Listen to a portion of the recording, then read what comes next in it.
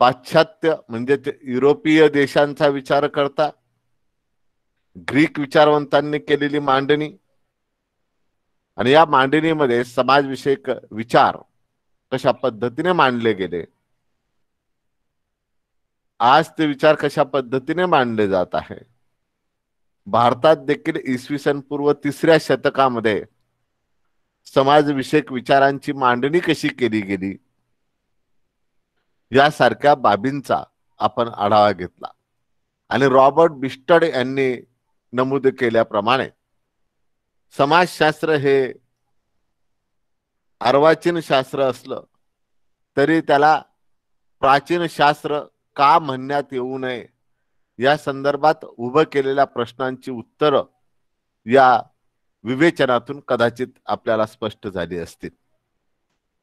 तदनंतर समाजशास्त्राचा उदय हा 19व्या शतकामध्ये झाला असं मी म्हणालो आणि तो कसा झाला त्याची पार्श्वभूमी देखील मी सांगितली. ऑगस्ट कॉम्ट नावाचा विचारवंत, ज्याचा कालखंड 1798 ते 1857 म्हणजे 19वे शतक, या शतकामध्ये ऑगस्ट कॉम्टने समाजशास्त्राला किंवा या ज्ञानशाखेला समाजशास्त्र हे नामाभिधान प्राप्त करून दिलं आणि या ज्ञानशाखे अंतर्गत काय अभ्यासलं जाईल हे स्पष्ट केलं आणि म्हणून त्याला आपण फादर ऑफ सोशिओलॉजी असं देखील म्हणतो. आणि त्या अनुषंगाने मांडणी करताना एकंदरच भौतिक विज्ञानाचा कसा प्रभाव या विचारवंतांवर होता आणि त्या भौतिक विज्ञानाची संशोधन पद्धती पुढे कॉम्टने कशी अंगीकारली आणि त्यातून कसं समाजशास्त्र विकसित होत गेलं, त्याला शास्त्र म्हणून दर्जा कसा प्राप्त झाला, या अनुषंगाने ते विवेचन मी कालच्या लेक्चरमध्ये केलं होतं. त्याने मांडलेला 3 अवस्थांचा सिद्धांत असेल, ज्याच्यामध्ये आधिदैविक अवस्था असेल, तात्विक अवस्था असेल आणि वैज्ञानिक अवस्था असेल. म्हणजे समाजाच्या विकसनाची मालिका, समाजाचं विकसन कोणत्या टप्प्यातून होत गेलं याची केलेली ही मांडणी 3 अवस्थांच्या सिद्धांतामध्ये आम्हाला दिसते. जे सुरुवातीला पहिल्या अवस्थेमध्ये माणूस कसा होता, जिला त्याने अधिदैविक अवस्था संबोधलं, की या समाजातील हा व्यक्ती प्रत्येक बाबीचं कारण, पहिलं आणि शेवटचं कारण हे दैवी समजत होता. म्हणजे अगदीच सूर्य उगवणे, सूर्य मावळणे, अर्थात सूर्य उगवत मावळत नाही, परंतु ते जे काय आहे त्याच्या ज्या काही छटा आहेत, त्या छटा, प्रचंड पाऊस पडणे, पूर येणे, धरणीकंप होणे, मूल जन्माला येणे, मृत्यू होणे, या सगळ्या बाबी त्याच्या ज्ञानाच्या कक्षेच्या बाहेर होत्या, आकलनाच्या बाहेर होत्या.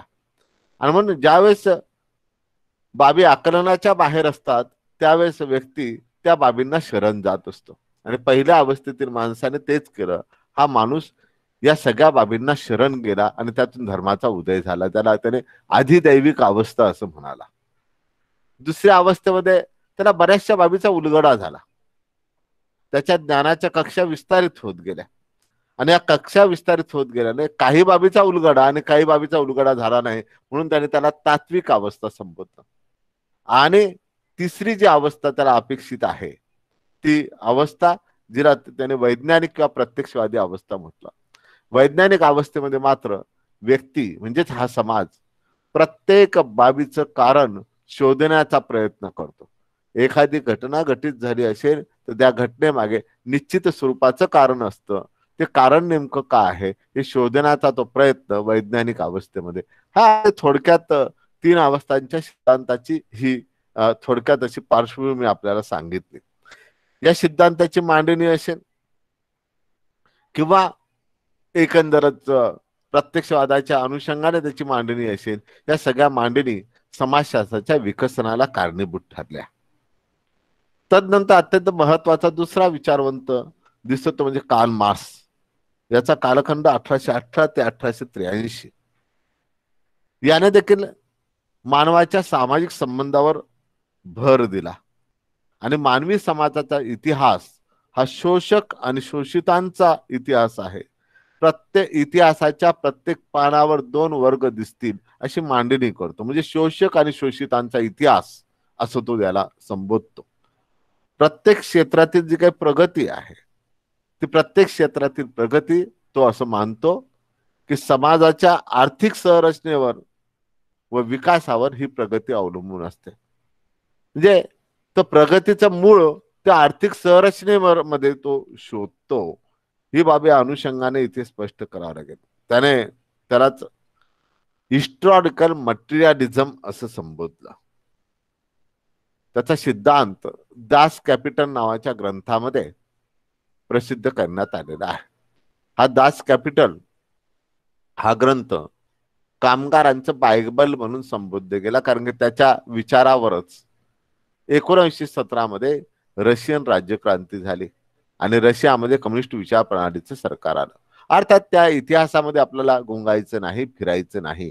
मला फक्त एक बाब इथे स्पष्ट करावायची आहे. समाजविषयक विचारांची मांडणी, सहसंबंध विषयक विचारांची मांडणी आणि समाजाचं केले गेलेलं वर्गीकरण ही बाब कार्ल मार्क्सच्या विचारातून स्पष्ट होते. आणि म्हणून मार्क्सच्या या विचारामुळेच समाजशास्त्राच्या विकासास एक दिशा प्रदान झाली असं आपल्याला म्हणता येऊ शकेल. तिसरा पायोनियर जो आहे तो आहे हर्बर्ट स्पेन्सर. याचा कालखंड 1820 ते 1903. याने प्रिन्सिपल ऑफ सोशिओलॉजी नावाचा ग्रंथ लिहिला आणि प्रिन्सिपल ऑफ सोशिओलॉजी नावाच्या या ग्रंथामध्ये त्याने सामाजिक विकासवादाचा सिद्धांत मांडला.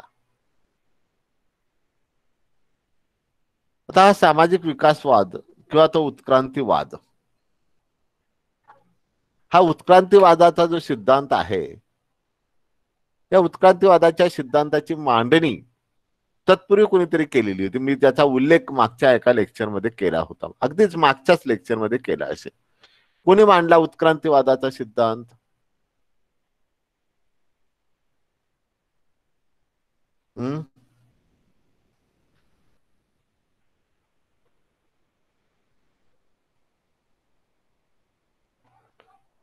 उत्क्रांतीवादाच्या सिद्धांताची मांडणी कुणी केली? मागच्या लेक्चरमध्ये मी त्या संदर्भात बोललो होतो.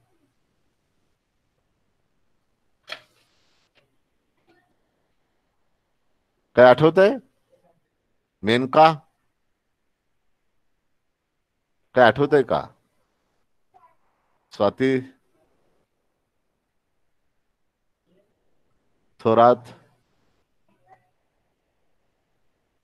काय आठवतंय का? काय सांगितलं होतं उत्क्रांतीवादाच्या संदर्भात?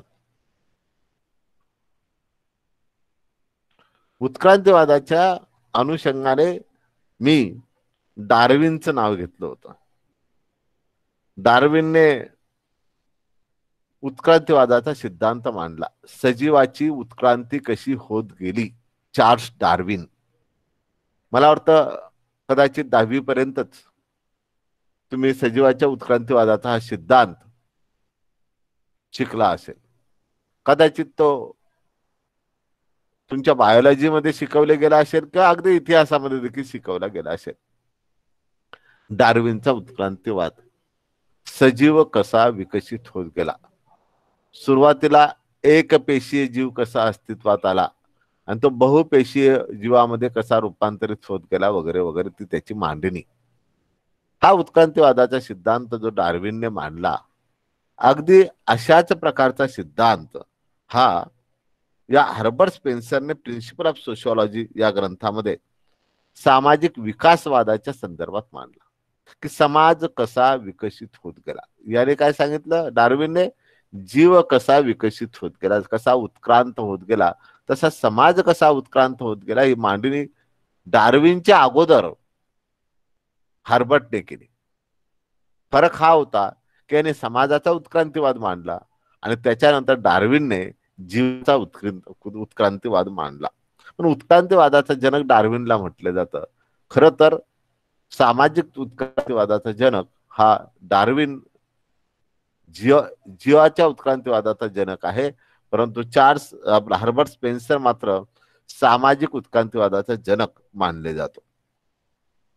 कारण त्याने जी काही मांडणी केली तो असं म्हणतो की समाज हा उत्क्रांत होत गेला आणि हा उत्क्रांत होत असताना इथे अनेक स्वरूपाच्या संस्था निर्माण होत गेल्या. जसं त्याला जसजशी गरज लागली तसतशा संस्था निर्माण होत गेल्या. गरजेतून ते घडत गेलं. जीवाच्या उत्क्रांतीमध्ये देखील गरजेतून घडण होत गेली जीवाची.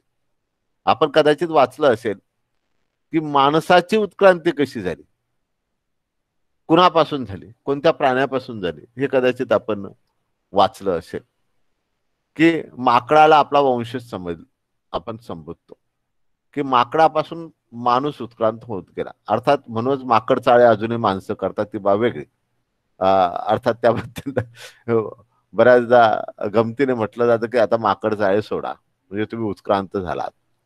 म्हणजे माकडाची जी काही उत्क्रांती, माकडापासून जी काही उत्क्रांती आहे त्या उत्क्रांतीचा संदर्भातील मांडणी कदाचित तुम्ही वाचली असेल. समाजाच्या संदर्भात देखील तसंच आहे. सुरुवातीला कुटुंब संस्थेची निर्मिती झाली. तदनंतर विवाह संस्था जन्माला आली, धर्मसंस्था जन्माला आली, राज्य संस्था जन्माला आली. म्हणजे इथे आपल्याला असं दिसतं की एकदम संस्था निर्माण झाली नाही. समाजामध्ये या ज्या संस्था आहेत, समाजाचा गाडा सुरळीतपणे चालवण्यासाठी ज्या काही संस्था आहेत त्या संस्था एकदम उदयास नाही आल्या, त्या टप्प्याटप्प्याने उदयास आल्या. हळूहळू त्या विकसित होत गेल्या. म्हणजे समाजाला जसजशी गरज पडत गेली गरजेतून समाज उत्क्रांत होत गेला.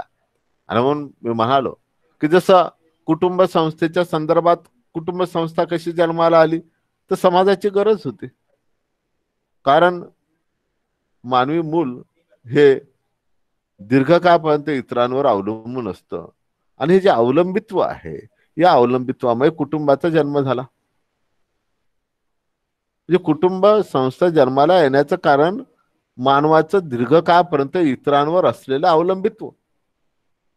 कारण मानवी मूल हे प्राण्यासारखं नाही. प्राण्याचा जन्म झाला की ते अगदी 1 तासाच्या आत आपल्या पायावर चालू लागतं आणि भक्ष्य देखील शोधायला सुरुवात होते. माणसाचं तसं नाही. माणसाचा जन्म झाला तर अगदी 1-2 वर्षा वाट बघावी लागते त्याच्या पायावर चालण्याची आणि पुढचं जे आहे ते तर तो इतरांवर अवलंबून राहतो. आज 40 मुलं येतात तरी तो आई वडिलांवर अवलंबून असतो. ती बाब आहे. म्हणजे इथे हे अवलंबित्व जे आहे त्यातून कुटुंबाचा जन्म आहे. किंवा विवाह संस्थेच्या अनुषंगाने देखील तशीच बाब आहे. विवाहाच्या संदर्भात जर आपण विचार केला तर विवाह संस्थेची निर्मिती कुठून आहे? विवाह संस्थेची निर्मिती ही कामवासनांच्या गरजेतून आहे. कामवासनांची पूर्तता प्राण्यासारखीच माणूस करत होता. परंतु जो जो काय द्वेष, मत्सर, असूया या ज्या भावना आहे या असूयेच्या भावनेतून मादी बरोबर नर म्हणजे स्त्री बरोबर पुरुष राहू लागला आणि त्यातून विवाह संस्था जन्माला आली.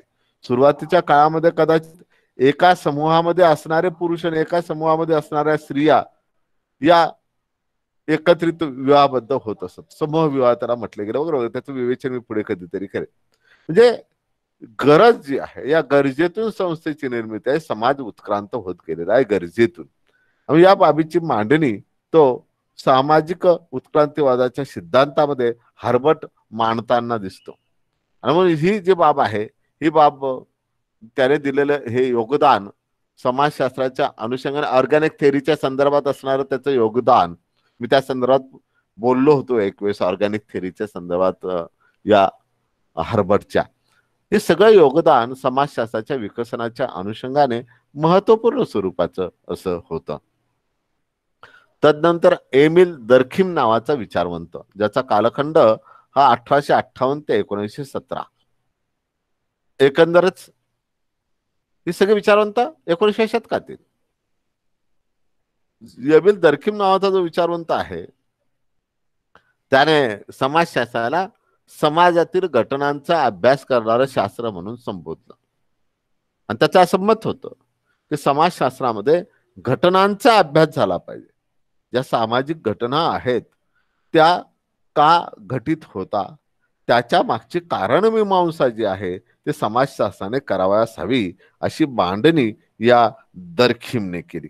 आणि या एमिल दर्खिमच्या या मांडणीचा आपण जर विचार केला आणि ते एक सामाजिक घटनेच्या अनुषंगाने त्याचा एक सिद्धांत मी आपल्याला सांगू इच्छितो.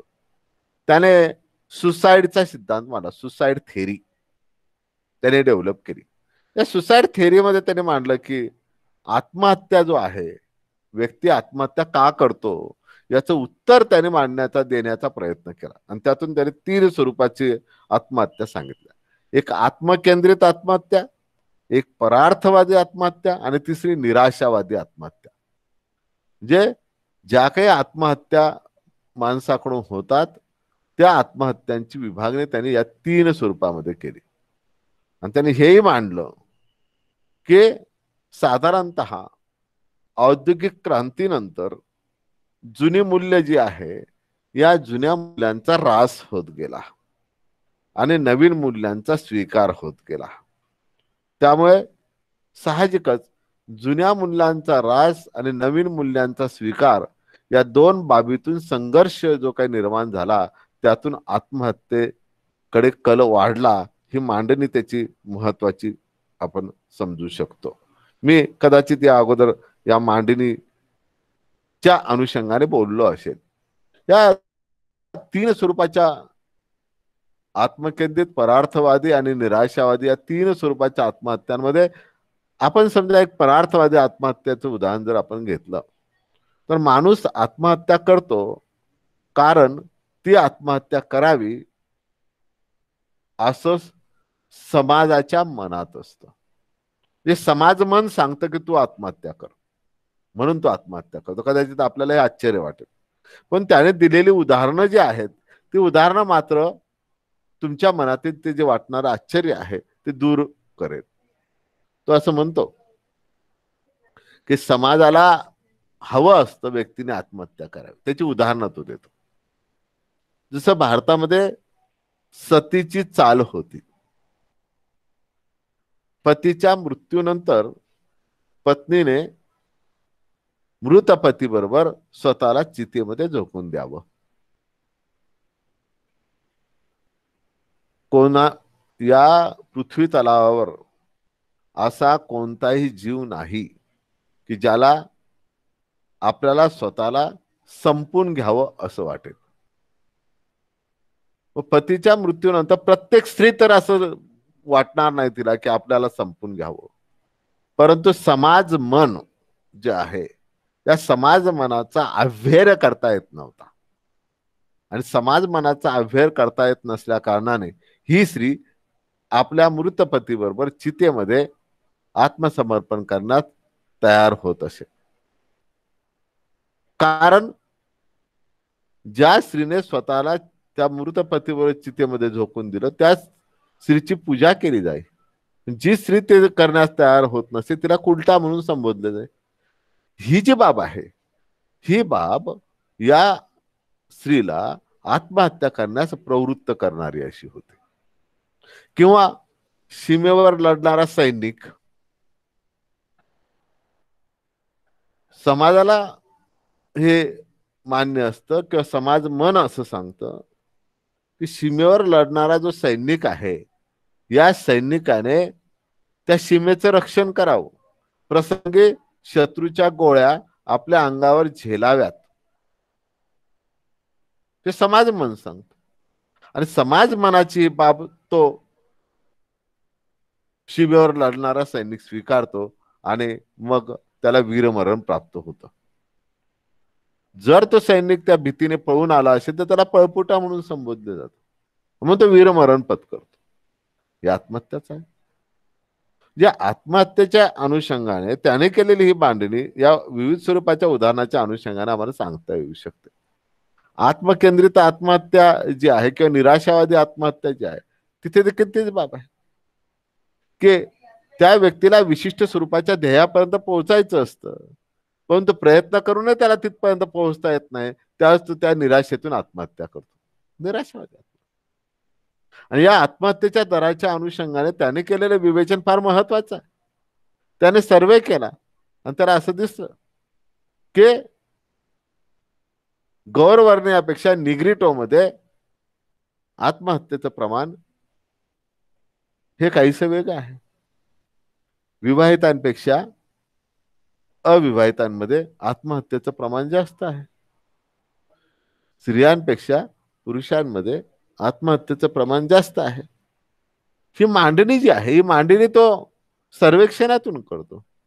तर ते दिसतंय की स्त्रियांपेक्षा पुरुषांमध्ये आत्महत्येचं प्रमाण जास्त का आहे? कारण कुटुंबाच्या संबंधातील ऍफिलिटी जी आहे ही स्त्रियांमध्ये अधिक असते पुरुषांपेक्षा. आणि या ऍफिलिटीमुळे ते आत्महत्येकडे वळत नाही, पुरुष मात्र आत्महत्येकडे वळतो. हे समाजशास्त्रीय विवेचन आहे.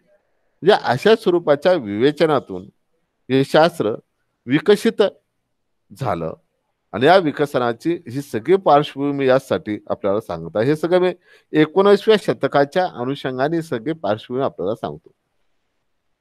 20व्या शतकाचा जर आपण विचार केला तर 20व्या शतकामध्ये इंग्लंडमध्ये मॅलिनॉस्की असतील, रॅडक्लिफ ब्राऊन असतील, यांनी अनेक मानव जातींचा अभ्यास केला, मानवी वंशाचा अभ्यास केला आणि समाज रचना आणि समाज व्यवस्था या ज्या संकल्पना आहे, या संकल्पना समाजशास्त्रात या स्वरूपाच्या अभ्यासातून रूढ झाल्या. म्हणजे आपण ज्या काही या समाज रचना आणि समाज व्यवस्था या संकल्पना शिकतो, याच्या मागे जर कोण असेल तर मॅलिनॉस्की आणि रॅडक्लिफ ब्राऊन यांनी या विविध समाजाचा केलेला अभ्यास. अमेरिकेच्या अनुषंगाने जर आपण विवेचन करायचं जर ठरवलं, खरं तर अमेरिकेमध्ये 19व्या शतकाच्या उत्तरार्धामध्ये अभ्यासाला सुरुवात झाली. म्हणजे अमेरिकेमध्ये आज समाजशास्त्राचा अभ्यास हा अधिक वेगाने होऊन समाजशास्त्राला आज प्युअर सायन्सचा दर्जा देण्यात आलेला किंवा मिळालेला आहे. तो या अभ्यासाच्या माध्यमातूनच असं आपल्याला म्हणता येऊ शकतं. एकंदरच अमेरिकेमध्ये मॉर्गन असतील, वार्ड असतील,